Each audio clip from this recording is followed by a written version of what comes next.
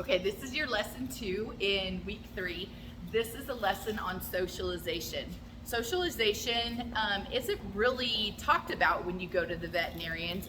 They always think when we talk about socialization that we're talking about taking our dogs to the dog park or things like that, that before we get our puppies all their vaccinations, that could be a danger to them because of the diseases that might be in those locations.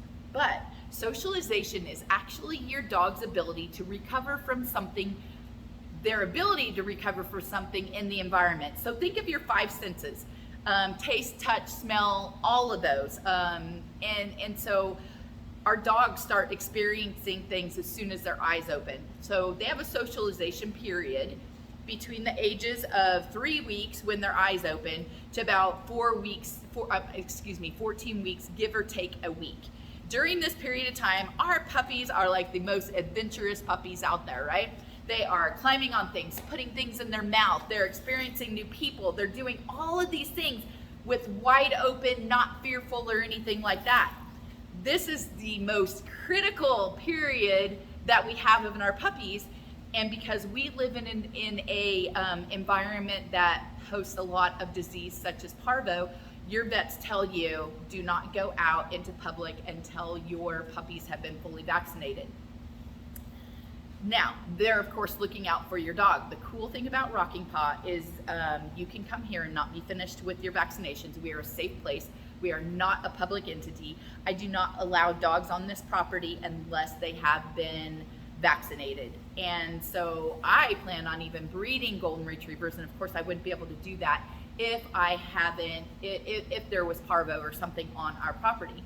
So when we talk about socialization before your dogs get fully vaccinated, there are things you can do. You do not have to lock your dog in the house until they get that very last vaccination, but you have to do it safely. So when I have my puppies and before they get fully vaccinated, what I do is if they're small enough, I might carry them through a dog-friendly store, right? So I don't go to PetSmart, I don't go to Petco, I don't go to any pet stores where there's like multitudes of animals coming in and out. But I will go to places such as Lowe's or Tractor Supply. We have a lot of dog-friendly stores that y'all are gonna list. We have a list of 40 or 50 of them for you, including restaurants here just locally that you can take your dogs. But you're gonna make sure that their feet don't hit the floor. And that means their feet aren't hitting the floor walking across the parking lot or anywhere in the store. So you can put your dog in a basket, make sure and or a buggy, whatever you call them, put a blanket or their bed in the bottom, and make sure that you are very close to them, holding onto the side so they're not jumping out and harming themselves. We are not looking for people to be touching your dogs at this period of time. We're looking for environmental exposure, right? You're walking through Lowe's, you're walking through the wood department, you're walking into the garden department. You can take your dog with you when you're gonna go through the drive-thru in McDonald's. I mean, how weird is it that a puppy sees somebody from here up? They're like, where did their legs go? These are all new experiences that your dogs can do before they get vaccinated and safely. But when we're talking about socialization, once they're past 14 weeks, they're like, well, what do I do now? Are we doomed? No, you're not doomed. What we're gonna do is we are going to gently introduce things to them, and I'm gonna explain this to you. So if your dogs have never seen a hula hoop before, what we're gonna do is we're going to make this opportunity. I don't want you all going out and buying hula hoops, by the way. You can do this with anything new in the house. This is just gonna be an example. So we're gonna produce this hula hoop. It is both sight and it's sound because it has beans, and it's gonna be up in the air. So this is called threading the needle. You can step through the hula hoop, bring it up and around your head. So now we have this whole new experience for your dog where they're like, oh, cool, what is that? And so we can gently lower it over the top of their head and then put it on the ground. And once it's on the ground, pull it a little bit so they have to lift their feet. So we have different senses going on there. However, if we have that one puppy where you put it up and like this, and they back up and they go, oh no, I'm not playing this game, we would not force them past that point. We might gently introduce it. So you could sit in a chair, put the hula hoop between your legs like this, and toss a treat back and forth. right? That's not scary. Hula hoop's not moving. You got some food involved. And so now we are gently introducing it and we're relating something positive to it, which would be food. The reason why we don't grab the dog and just put this over the top of them is because we can cause one event learning. One event learning is something that is super strong. It can be something that you cause, or it can be something that the environment causes. So I'm going to give you a couple examples. Environmental cause could be something such as you have a trash can in your backyard and your puppy's going up, they're sniffing that trash can because of course garbage, right? And all of a sudden a big Texas wind comes and blows that trash can over and it pops that dog in the butt as they're running away. Your puppy has a couple of decisions to make, right? First, one puppy may go, oh cool, the trash can's open, let's go eat. The next puppy might be like, that is the devil. I am never going near a trash can again. So now you're walking your dog, here, just a second here. You're walking your dog down the street and they see a trash can. Oh, that's scary. And you're like, what just happened to my dog? And so every trash can that you pass, the dog is panicking.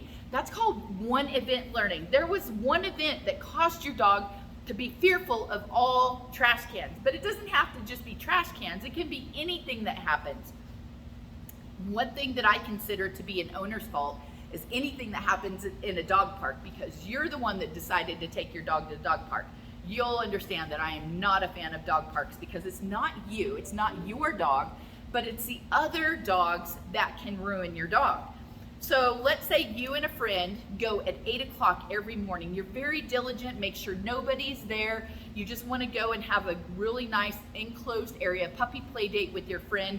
You do this 3 or 4 days a week. And then all of a sudden one day you didn't see that another person walked up to the gate and they have I'm just going to insert the blank, a big Great Dane. They open the gate and this Great Dane charges in and comes over and starts attacking your puppy. You of course get the Great Dane off and your puppy now has choices to make. Number one, every large dog is the devil from now on. They're either going to be fearful, right, flight, or they're going to want to fight and they're going to be aggressive towards that kind of a dog or any dog. Or they're just going to shake it off and go, whew, that was scary, and want to go play. But usually it causes an emotional response, which is called one event learning. So I'm going to give you a story really quick. We had this really wonderful little bully in class. It was last Thanksgiving. A bully is a mix between an English bulldog and a pit bull. And she'd come to about 5, maybe even 6 classes, and Thanksgiving came around. And so, of course, we're gone through Thanksgiving, and this puppy came back after Thanksgiving and walked in this classroom and was lunging and trying to harm the rest of the classmates, which she was fine with before she left just a week and a half prior. And so I asked her what happened, and she said that when she was at her parents' house, they had to take their dog to a dog park to exercise it because they didn't have an enclosed yard. And 2 doodles attacked their dog. Didn't harm her, but it imprinted and caused one event learning. So now this bully, we put all kinds of borders. You see these white things right here. We put these around her so she could try to be in the same class. And then the very next class, she walked into the classroom and it even escalated. And so they had to remove themselves from the class. This is what one event learning is. It could be something as simple as your husband coming home, maybe broke his ankle, came home on crutches, and he's doing this on crutches and the dog's like, and backing up. You don't grab hold of that dog and yank it up to your husband where the dog's doing this the whole way, going, look, it's just daddy.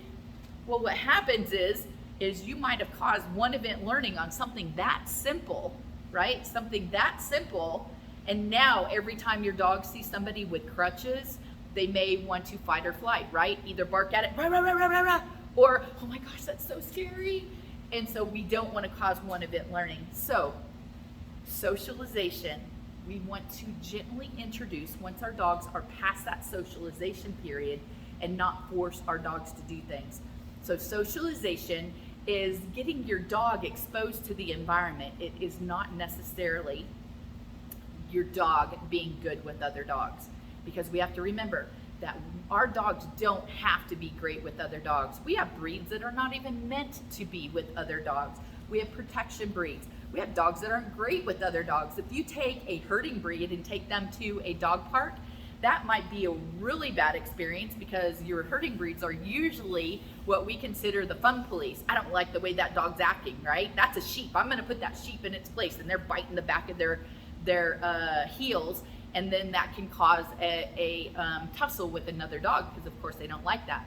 You could have a golden retriever. I have 4 of them. Goldens are the #1 dogs attacked in dog parks. You know why? Because they're so friendly. They're like, hey, how are you? How are you? And they're getting all up in the dog's faces, and that can cause them to get attacked by another dog. And then we have other breeds, such as our guarding breeds, that once they hit adolescence, they're not great around other dogs. Shepherds, pit bulls, Rottweilers, Dobermans. They're just not meant to be thrown into a dog park with a bunch of dogs. It's not in their genetics. All right, so this is your lesson on socialization. If you guys have any questions on it or any questions on how to socialize or maybe the temperament of your dogs, just let me know. You can post it in your group.